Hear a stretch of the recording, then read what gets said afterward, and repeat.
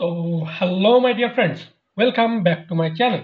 আমাদের আজকের ক্লাসের টপিক হলো কেমব্রিজ 19 টেস্ট 2 প্যারাগ্রাফ প্যাসেজ 2। তো আমাদের প্যাসেজ 2 এর হেডিংটা হলো অ্যাথলেটস অ্যান্ড স্ট্রেস। অ্যাথলেটস হলো ক্রীড়াবিদ এবং স্ট্রেস, অ্যাথলেটসদের উপরে যে চাপটা পড়ে সেটা নিয়ে এই মূল আলোচ্য বিষয়। এই পুরো প্যাসেজটা অ্যাথলেটস অ্যান্ড স্ট্রেস। আমরা বুঝতে পারছি এই পুরো প্যাসেজে কি নিয়ে আলোচনা হবে। তো এবার আমরা কোশ্চেনে চলে যাই।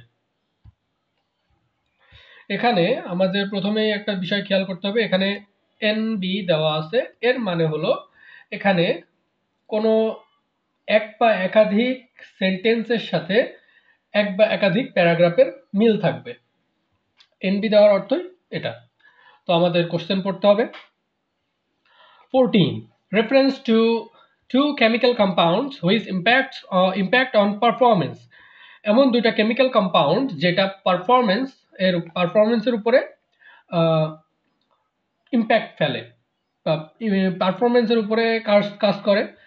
Examples of strategies for minimising the effects of stress. স্ট্রেসের যে ইফেক্টসগুলো আছে সেগুলোকে মিনিমাইজ করার স্ট্র্যাটেজি।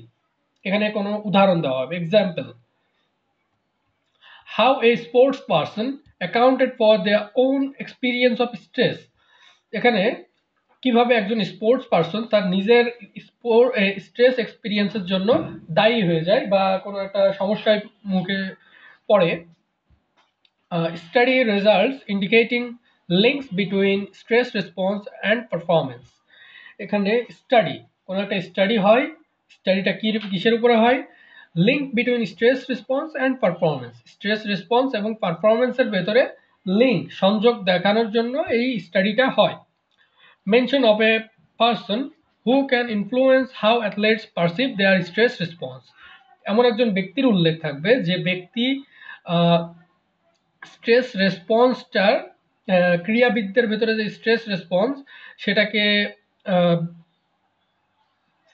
সেটা তাদের উপলব্ধি করতে সাহায্য করতে পারে, সেটা তাদের উপলব্ধি করায় এমন একজন ব্যক্তির উল্লেখ থাকবে। তো আমরা কোশ্চেন পড়েছি, এবার আমরা প্যাসেজে চলে যাব। Athletes and stress. It is not easy being a professional athlete. এটা সহজ নয় একজন প্রফেশনাল পেশাদার ক্রীড়াবিদ হওয়া। Not only are the physical demands greater than most people could handle, athletes also face intense psychological pressure during competition. এটা শুধুমাত্র যে শারীরিক যে চাপ সেটা নয়, শারীরিক ডিমান্ড নয়, এটা তাদেরকে আরো অনেক কিছু করতে হয়। যেমন তাদেরকে কম্পিটিশনের সময় উচ্চ চাপ ধারণ করতে হবে, হ্যান্ডেল করতে হয়। সাইকোলজিক্যাল প্রেশার, মানসিক চাপ বহন করতে হয়। This is something that British tennis player Emma Raducanu wrote about on social media following her withdrawal from the 2021 Wimbledon tournament. এগুলো আমাদের এতখানি দেখার দরকার নেই। এখানে একজন প্লেয়ারের কথা বলা হয়েছে যে প্লেয়ার তার সোশ্যাল মিডিয়াতে বলেছিল তার 2021 সালে কোনো একটা খেলা টুর্নামেন্ট থেকে তাকে প্রত্যাহার করা হয়। এখন কেন প্রত্যাহার করা হয়? দো দি young player had been doing well in tournament, যদিও সে টুর্নামেন্টে ভালো পারফরমেন্স করছিল, she began having difficulty regulating her breathing and heart rate during a match। তবুও সে একটি ম্যাচ চলাকালীন সময় তার হার্ট রেট এবং ব্রেথ, শ্বাস প্রশ্বাস রেগুলেট করতে ব্যর্থ হয় বা ডিফিকাল্টি ফেস করে তার হার্ট রেট এবং নিঃশ্বাস প্রশ্বাসটাকে রেগুলেট করতে। which she later attributed to the accumulation of excitement and buzz। এটা সে পরে এটার ব্যাখ্যা দেয় তার এক্সাইটমেন্ট এবং বাজ এর জন্য এটা ঘটেছিল, উত্তেজনার জন্য এটা ঘটেছিল। তবে সে তো বাদ পড়ে গেছে। তো এই প্যাসেজের সাথে আমাদের কোন কোশ্চেনটার মিল আছে? এখানে কোনো কেমিক্যাল কম্পাউন্ডের কথা নেই, মিনিমাইজিং ইফেক্টস এমন কিছু নেই। Sports person accounted for their own experience of stress. একজন স্পোর্টস পারসন সে যে তার নিজের স্ট্রেসের জন্য দায়ী হয় বা কোনো একটা ঘটনার সম্মুখীন হয়। এখানে এমা রেডিসানো একজন স্পোর্টস পারসন, এবং তার সাথে কি ঘটে, সে ব্রেথিং এবং হার্ট রেট রেগুলেট করতে না পারায় তাকে উইথড্র করা হয়, তাকে প্রত্যাহার করা হয় একটি টুর্নামেন্ট থেকে। তো সে তার নিজের স্ট্রেস এক্সপিরিয়েন্সের জন্যই দায়ী হয়। সো আমাদের 16 এর অ্যান্সার হবে এ।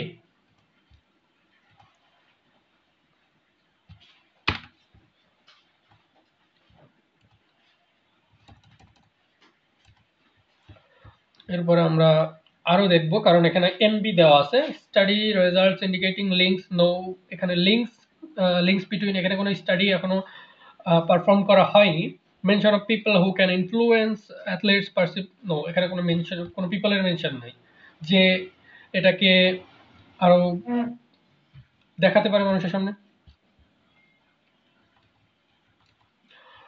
এবার আসি B, for athletes some level of performance stress is almost unavoidable, মানে কিছু স্পোর্টসে বা কিছু স্পোর্টসম্যানদের ক্ষেত্রে পারফরমেন্সের সময় এই স্ট্রেসটা আনঅ্যাভয়েডেবল, মানে এই স্ট্রেসটা, চাপটা অ্যাভয়েড করা যায় না।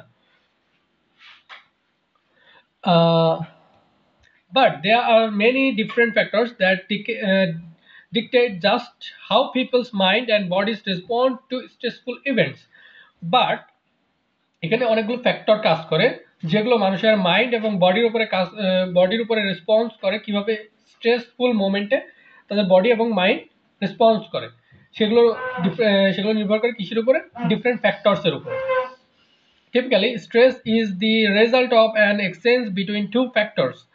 এখানে স্ট্রেস হলো দুইটা ফ্যাক্টরের এক্সচেঞ্জ, এবং দুইটা ফ্যাক্টর কি, ডিমান্ড অ্যান্ড রিসোর্সেস, চাহিদা এবং উপকরণ, resources. An athlete may feel stressed about an event if they feel the demand on them are greater than they can handle. একজন অ্যাথলেট তখনই স্ট্রেস ফিল করতে পারে যখন, একজন ক্রীড়াবিদ তখন স্ট্রেস ফিল করতে পারে যখন সে ভাববে যে তার উপরে অতিরিক্ত মানুষের চাহিদা রয়েছে বা অতিরিক্ত মানুষের আশা ভরসা রয়েছে যা সে হ্যান্ডেল করতে পারবে না। These demands include the high level of physical and mental efforts required to succeed, and also the athlete's concerns about the difficulty of the event.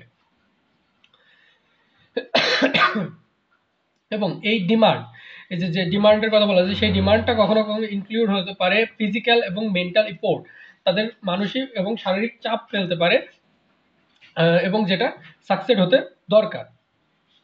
And also athletes concerns about the difficulty of the event, এবং সে athletes ইভেন্টের difficulty সম্পর্কে সচেতন হয়। Their change of succeeding and any potential danger such as injury. এই ডিমান্ডসের ভিতরে আরেকটা কি থাকতে পারে, চান্স অফ সাকসিডিং, তার সফল হওয়ার চান্স কতটুকু, এবং আরেকটা চিন্তা থাকতে পারে যে ইনজুরি হয়ে যাওয়ার চিন্তা। Resources on the other hand, এবার আসছে রিসোর্স নিয়ে, এতক্ষণ আমরা ডিমান্ড নিয়ে কথা বলেছি, এবার রিসোর্স নিয়ে। Resource on the other hand are a person's ability to cope with the demands. এখানে রিসোর্সেস কি, রিসোর্সেসটা হলো একজন ব্যক্তি কিভাবে এই ডিমান্ডসগুলোর সাথে মানিয়ে নিতে পারে। This includes factors such as competitor's degree of confidence, এখানে তার কম্পিটিটরের কনফিডেন্সের লেভেলটা হতে পারে। How much they believe that they can control their situation's outcome, এর দিক হতে পারে যে সে কিভাবে, সে কতটা বিশ্বাস করে যে সে সিচুয়েশনের যে আউটকাম, যে ফলটা হবে, সে হারুক বা জিতুক যাই হোক, সে সেটাকে কতটা নিয়ন্ত্রণ করতে পারে বা সে সেটাকে কিভাবে পার করতে পারে। And whether they are looking forward to the event or not, এবং তারা এই ইভেন্টের আগেও চিন্তা করছে কি না, এগুলো রিসোর্স। তো এবার আমরা কোশ্চেনের সাথে ম্যাচ করি। রেফারেন্স টু কেমিক্যালস, এখানে কোনো কেমিক্যালের কথা বলা হয়নি, দুইটা কেমিক্যালের নাম উল্লেখ নেই। Strategies to minimise effects, no, কোনো স্টাডি এখনো হয়নি। Mention of people who can influence, কোনো ব্যক্তিরও উল্লেখ নেই। সো আমাদের বিতে কোনো সেন্টেন্স নাই। আমরা আসি সিতে। Is new demand or change in circumstances affects whether a person responds positively or negatively to stress? নতুন ডিমান্ডগুলো এগুলো ঘটে কিসের জন্য? যে একজন ব্যক্তি স্ট্রেসের দিকে নেগেটিভলি অর পজিটিভলি রেসপন্স করছে, সে কীভাবে রেসপন্স করছে সেটার উপরে নির্ভর করে। Typically the more resources a person feels they have in handling this situation, একজন ব্যক্তি যত বেশি পরিমাণ রিসোর্সেস ফিল করবে সে তত ভালোভাবে বা তত সাবলীলভাবে সিচুয়েশনটা হ্যান্ডেল করবে। the more positive their stress response, সে তত পজিটিভলি স্ট্রেসের পক্ষে রেসপন্স করবে। this positive stress response is called challenge state. এটাকে কি নামে ডাকা হয়? চ্যালেঞ্জ স্টেট নামে ডাকা হয়। But should the person feel there are too many demands placed on them, they are more likely they are to experience a negative stress response known as threat state. তবে তারা যদি দেখে যে তাদের উপরে অনেক বেশি ডিমান্ড রয়েছে, যা মানে তারা অতিরিক্ত ডিমান্ড তারা দেখতে পাচ্ছে, তাদের উপরে মানুষের চাহিদা বা আশা ভরসা অনেক বেশি, তখন তারা তাদের এই স্ট্রেসটা নেগেটিভভাবেও রেসপন্স করতে পারে, যেটাকে বলা হয় থ্রেট স্টেট। যখন এটা পজিটিভ রেসপন্স করে তখন সেটা চ্যালেঞ্জ স্টেট, যখন সেটা নেগেটিভলি রেসপন্স করে তখন সেটা threat state. Research shows that the challenge states, research shows মানে কোনো একটা রিসার্চ হয়েছে, রিসার্চ মিনস স্টাডি হয়েছে। সো আমরা বুঝতে পারছি এটা কার সাথে সংযুক্ত, কোন সেন্টেন্সটার সাথে সংযুক্ত। তারপর আমরা শিওর হওয়ার জন্য আরেকটু পড়ব। That the challenge states lead to good performance while threat states lead to poorer performance. এখানে চ্যালেঞ্জ যে রিসার্চ হয়েছে সেটা এই পারফরমেন্সের উপরে হয়েছে। Much larger audience, expectations, skilful opponents, আমাদের দেখার দরকার নেই, আমাদের রিসার্চ নিয়ে বলা হয়েছে। Study results indicating links between stress response and performance. এখানে আমরা কি দেখেছি? shows threat states while threat states lead to poorer performance. threat state কি করতে পারে? পোরার খারাপ পারফরমেন্সের দিকে ধাবিত করতে পারে। তো আমরা রিসার্চ কি বলেছে? রিসার্চ বলেছে threat states leads to poorer performance. So আমাদের অ্যান্সার হবে 17 এর অ্যান্সার হবে C.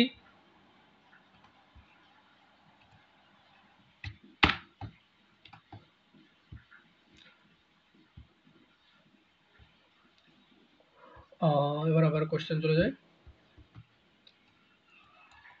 Our challenge and threat response essentially influence how our body responds. আমাদের চ্যালেঞ্জেস এবং থ্রেট রেসপন্সগুলো কিসের উপর কি দ্বারা ইনফ্লুয়েন্স হয়? আমাদের বডি কিভাবে রেসপন্স করছে টু দি স্ট্রেসফুল সিচুয়েশন। একটা চাপযুক্ত পরিস্থিতিতে কিভাবে আমাদের বডি রেসপন্স করছে তার উপর নির্ভর করে। As body effect the production of adrenaline and cortisol. Adrenaline and cortisol হলো দুইটা hormone, chemical, as both affect the production of adrenaline and cortisol. Body response আমাদের stress hormones known as stress hormone, এগুলোকে stress hormone বলে। আমার মনে হয় না আমাদের আর দেখার প্রয়োজন আছে, আমরা দুইটা কেমিক্যালের ব্যাপারে পড়েছি, সেই দুইটা কেমিক্যাল আমরা পেয়ে গেছি। Reference to chemicals compound which impact on performance, এই দুটা কিসের উপরে কাজ করে? রেসপন্স এসেনশিয়ালি বডি স্ট্রেসফুল সিচুয়েশনের উপরে কিভাবে কাজ করে? এই দুইটা হরমোন কাজ করে। সো আমাদের অ্যান্সার হবে কত নম্বর? এটা ডি।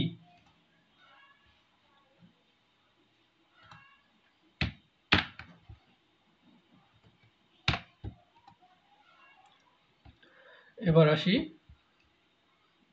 ই। ও ডি আরও আছে, আমাদের দেখার দরকার নেই কারণ আমরা ওটা কমপ্লিট করে ফেলেছি। আমি ই প্যাসেজটা পড়ব না। কেন? কারণ এই ই প্যাসেজটা পুরোটা এনজাইটি, উদ্বিগ্নতা নিয়ে। আপনারা এটা দেখলেই বুঝতে পারবেন কেন এটা উদ্বিগ্নতা, কিভাবে বোঝা যাচ্ছে উদ্বিগ্নতা নিয়ে। এই পুরো প্যাসেজটা কথা বলছে উদ্বিগ্নতা নিয়ে।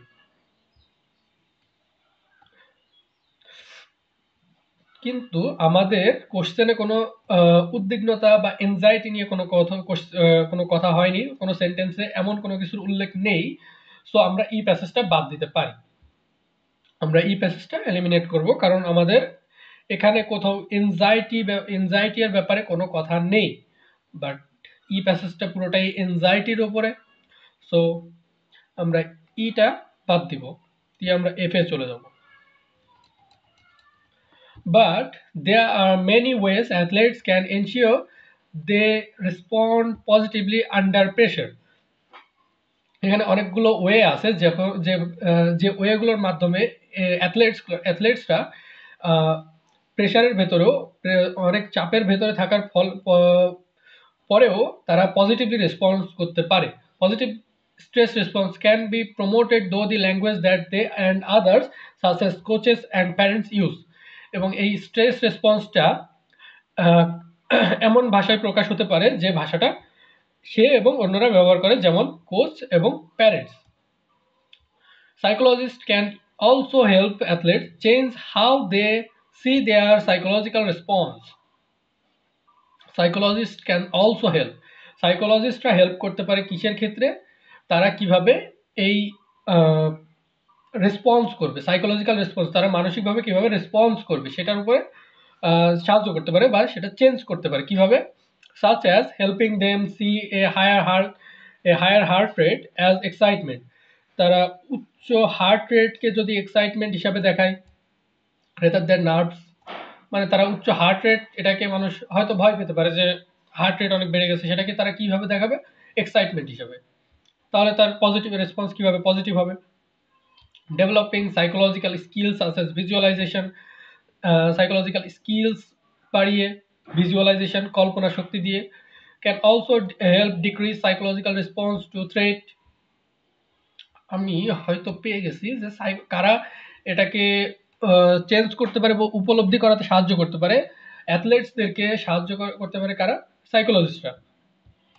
কোশ্চেনে আছে মেনশন অফ এ পার্সন, তো এই পার্সনটা কে? সাইকোলজিস্ট। আমাদের কোশ্চেনের অ্যান্সার হবে এফ। আমাদের প্যাসেজ আছে একটা অ্যান্ড কোশ্চেনও একটা। Examples of strategies of for minimising the effects of stresses.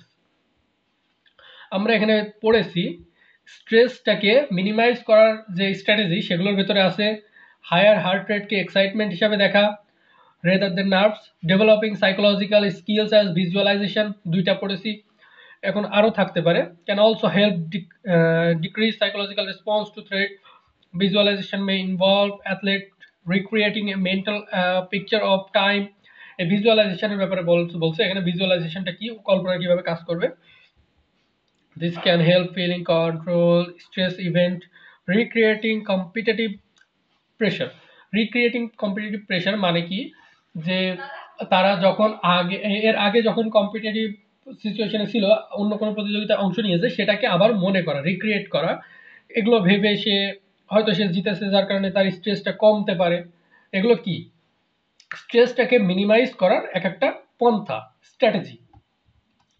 তো examples of strategies for minimising the effects of stress, এখানে আমরা পড়েছি হায়ার হার্ট রেট একটা, ডেভেলপিং সাইকোলজিক্যাল স্কিলস একটা, রিক্রিয়েটিং তিনটা। সো এগুলো তিনটা এক্সাম্পলস। সো আমাদের অ্যান্সার হবে এফ। আমাদের সেন্টেন্স ম্যাচিং বা প্যারাগ্রাফ ম্যাচিং কমপ্লিট। এখানে কোশ্চেনও বেশি ছিল না, অ্যান্ড আমরা একটা প্যাসেজে দুইটা পেয়ে গেছি, এফ প্যাসেজে 15 অ্যান্ড 18 পেয়েছি। সো আমরা ইজিলি সলভ করতে পেরেছি, এবং একটা প্যাসেজ আমরা এলিমিনেট করেছি কিসের উপরে নির্ভর করে? এখানে পুরোটা এনজাইটি নিয়ে কথা বলেছে, এবং আমাদের এখানে সেন্টেন্সে কোনো এনজাইটি নিয়ে কথা নেই। তো আজকের মতো এই পর্যন্তই। Like and subscribe to my channel and press the bell icon for notifications.